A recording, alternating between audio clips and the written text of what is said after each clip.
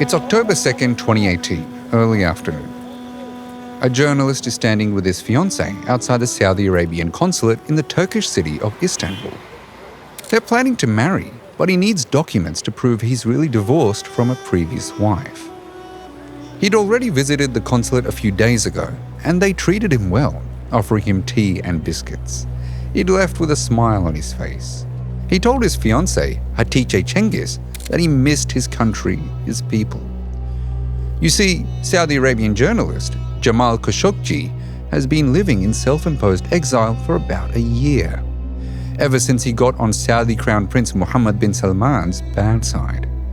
So this afternoon, he's nervous to go in.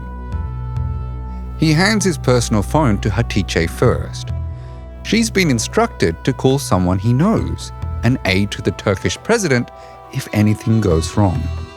She assures him she will.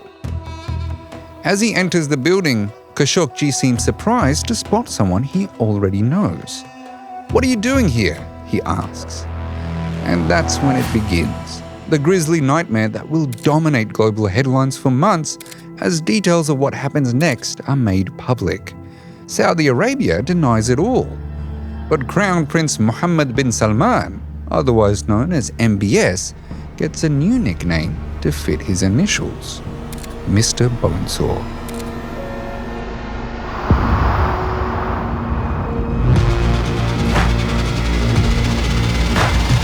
Hello, my friend. I'm Aslan Pahari, and this is Assassins, the show where we unravel history's most shocking assassinations. And today, a story so brazen and so gruesome, it exploded into a diplomatic crisis. All because Saudi Arabia had a new crown prince eager to make his mark. And he would tolerate no dissent. Not from anyone. Not even a former inside man of the royal family. About a year before Jamal Khashoggi turned up at the Saudi consulate in Istanbul, he'd fled Saudi Arabia to live in America. He was on the run from a pretty serious fallout with the new crown prince. After initially supporting him, Khashoggi turned critical of MBS's policies, like the diplomatic break with Qatar and Saudi Arabia's involvement in the Yemen war. But it wasn't just Khashoggi's journalism that upset MBS. He suspected Khashoggi of being a, quote, dangerous Islamist and a stealth member of the Muslim Brotherhood, a Qatar-funded group banned in Saudi Arabia. And it's a claim with some basis. When he was younger, Khashoggi had been a member of the Muslim Brotherhood. He was also supportive of Islamist groups during the Arab Spring. Some even claim he was secretly working to support MBS's rivals in the kingdom itself. Whatever the case, Khashoggi was getting more and more worried about the Crown Prince's crackdown. Months before he visited Istanbul, Khashoggi sent private texts about the Crown Prince.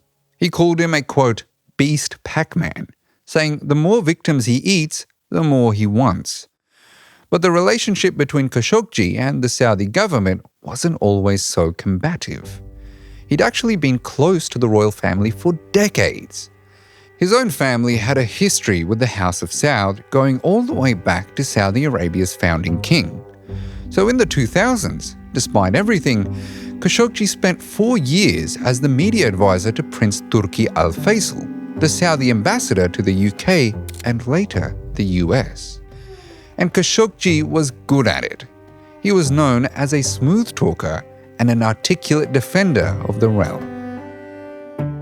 But when he returned home for another journalism job, he went right back to being critical about sensitive matters. For example, the religious police. And then, at an event in Washington in 2016, he publicly criticized US President Donald Trump. Pretty standard for a journalist to criticize a world leader, but this was when MBS was trying to get Trump on side. So this time, the kingdom banned him from writing entirely. He wasn't allowed to appear on TV and was banned from attending conferences too. He was also becoming convinced that he'd soon be thrown in prison. So he exiled himself to America and settled in Washington, D.C.'s elite inner suburbs.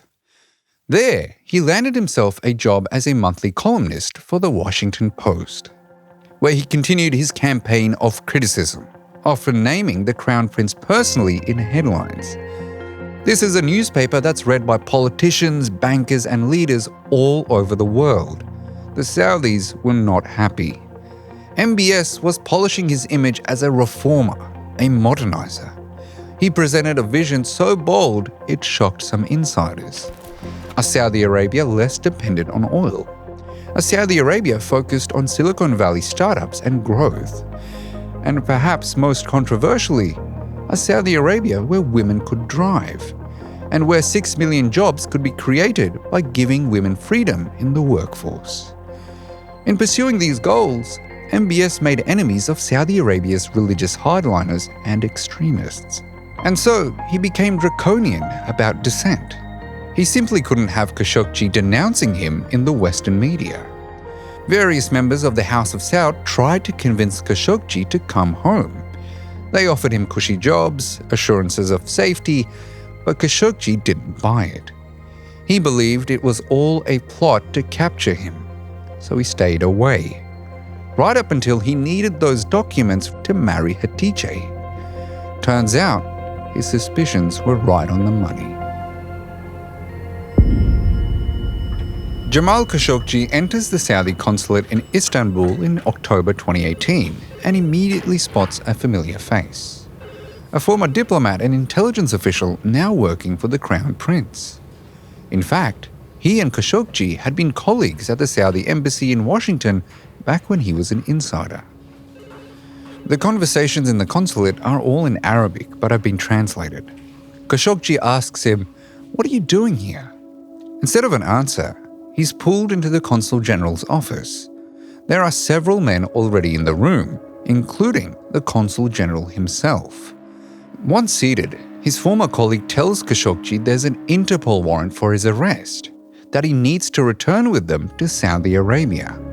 Khashoggi is stunned. He's right to be stunned because it was later confirmed the warrant never existed. He refuses to go. He tells them, "There are no cases against me, and my fiancée is waiting outside." It doesn't work. He's asked to write a message to his son saying he's all right and not to worry if he can't reach him. Khashoggi refuses again. He asks twice if he's being kidnapped. He says, quote, "How can such a thing take place inside a consulate? I'm not writing anything." He tries to leave, but the men won't let him. And then there's a scuffle, what sounds like a beating, screams.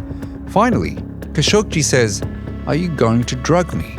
Someone is heard saying yes. He warns them, "Don't cover my mouth. I have asthma. Don't do it, you'll suffocate me." More scuffles. His last words are, "I can't breathe, I can't breathe, I can't breathe." At some point, he's moved to a different room.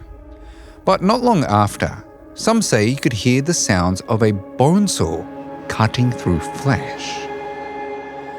And how do we know these details? Well, everything was being secretly recorded.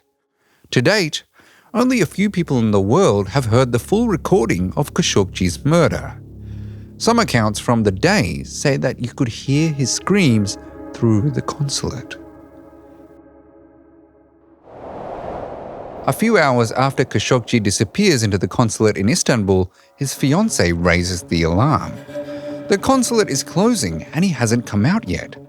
Khashoggi had asked her to call an aide to the Turkish president if something went wrong. She makes the call. The authorities spring into action, asking the Saudis where he is. The Saudis are adamant he's already left through a back exit. But why would he go that way when his fiancée was waiting out the front? The Saudis agree they're also concerned for his safety, but the Turks don't believe them, because the Turkish authorities know something the Saudis don't. The Turks have been comprehensively bugging the consulate in Istanbul. They have surveillance recordings. Turkish authorities later allege a team of 15 men flew in from Saudi Arabia that morning and headed to the consulate. including one member of the team who looks a lot like Khashoggi. And it turns out he was a decoy. Because at some point, he puts on a fake beard like Khashoggi's, clothes like Khashoggi's, and then leaves through the back exit. Even before Khashoggi is killed, members of the hit team could be heard laughing and joking about what's to come. The forensic expert is heard saying he prefers listening to music while he cuts cadavers, sometimes with coffee and a cigar in hand. Then, he reportedly says, "This is the first time in my life I'll have to cut pieces on the ground. Even a butcher hangs up the animal to do it."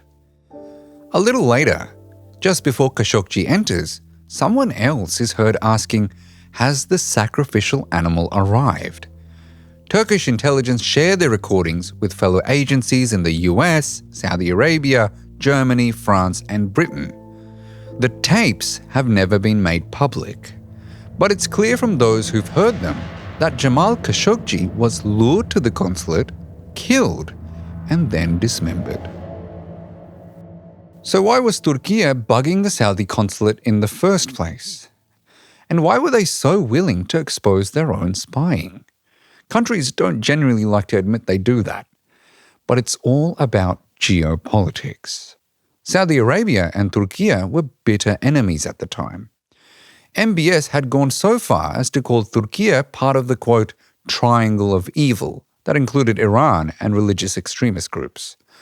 So while, yes, it's kind of embarrassing to admit straight up you've been bugging a consulate, it's arguably more embarrassing to get caught murdering a journalist in an enemy country. So Turkey took a gamble, and the Crown Prince's reputation took the hit. After Khashoggi's disappearance, the first thing the Saudi authorities do is express shock. They claim they've no idea where Khashoggi could have gone. So the Turkish authorities take it up another notch. They start leaking the story to friendly media outlets. Eventually, US intelligence officials also leaked that they knew of a Saudi plan to capture Khashoggi since before he even went to Turkey. There seems to be no easy way out for MBS, but he just plows through, denying it all. Then, just over 2 weeks after Khashoggi's disappearance, Saudi Arabia comes clean. Well, sort of. The Saudi Public Prosecutor's Office makes a statement. It admits Khashoggi did die in the consulate. It says it was a rogue operation. No one intended to kill him. But Turkey rejects that completely. Eventually, the Saudi Prosecutor's Office admits, yes, it was premeditated, and they would punish those responsible. But it says the Crown Prince had nothing to do with it. So, has there been justice for Jamal Khashoggi? Ultimately, 5 of the people involved in the murder confessed and were sent to prison in Saudi Arabia. MBS also fired 5 senior officials said to be involved in arranging it, including his own senior aide, Saud al-Qahtani, MBS's right-hand man. MBS has always said he didn't give the order for Khashoggi to be killed. But here's a slightly inconvenient tweet from al-Qahtani posted a few months before Khashoggi's death. It's translated from Arabic, and he's talking about how his job works in general.